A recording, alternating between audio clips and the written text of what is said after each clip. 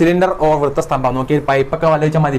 പൈപ്പുമായി compare ചെയ്താൽ മതി. രണ്ട് ഭാഗത്ത് ഓപ്പണിംഗ് ഉണ്ട്, വൃത്താകൃതിയിലാണ്. ഇതെന്താണ്? ഹൈറ്റ് ആണല്ലേ, അതിന്റെ ഹൈറ്റ് ആണ്. അങ്ങനെയാണെങ്കിൽ ഒരു സിലിണ്ടറിന്റെ ഓർ വൃത്തസ്തംഭത്തിന്റെ വക്രമുഖ വിസ്തീർണം ഓർ എന്താണ്? കർവ്ഡ് സർഫസ് ഏരിയ എന്ന് പറഞ്ഞാൽ, ഏരിയ എന്ന് പറഞ്ഞാൽ പെരിമീറ്റർ ഓഫ് ബേസ് എന്ന് പറഞ്ഞാൽ, ബേസ് എന്താണ്? സർക്കിൾ ആണല്ലേ. രണ്ടിന്റെയും ബേസ് എന്ന് പറഞ്ഞാൽ സർക്കിൾ ആണ്. ഇതിന്റെ വൃത്തസ്തംഭത്തിന്റെ ബേസ് എന്ന് പറഞ്ഞാൽ സർക്കിളാണ്. സർക്കിളിൻ്റെ പെരിമീറ്റർ എന്ന് പറഞ്ഞാൽ 2πr ആണ്. അതിനെ h കൊണ്ട് ഗുണിക്കുന്നു, ഹൈറ്റ് കൊണ്ട് ഗുണിക്കുന്നു. അപ്പോൾ ഈ കർവ്ഡ് ആയിട്ടുള്ള ഈ ചുറ്റുമുള്ള കർവ്ഡ് സർഫസ് ഏരിയ കിട്ടി. ഇതാണ് കർവ്ഡ് സർഫസ് ഏരിയ കിട്ടി അല്ലേ. ദെൻ എന്താണ് നമ്മൾ കണ്ടുപിടിക്കേണ്ടത്?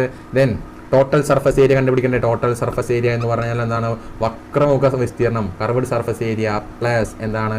ഈ രണ്ട് ഭാഗം ഉണ്ടാവില്ല, ബേസ് ഉണ്ടാവില്ലേ, ബേസിന്റെ വിസ്തീർണം എന്താണ്?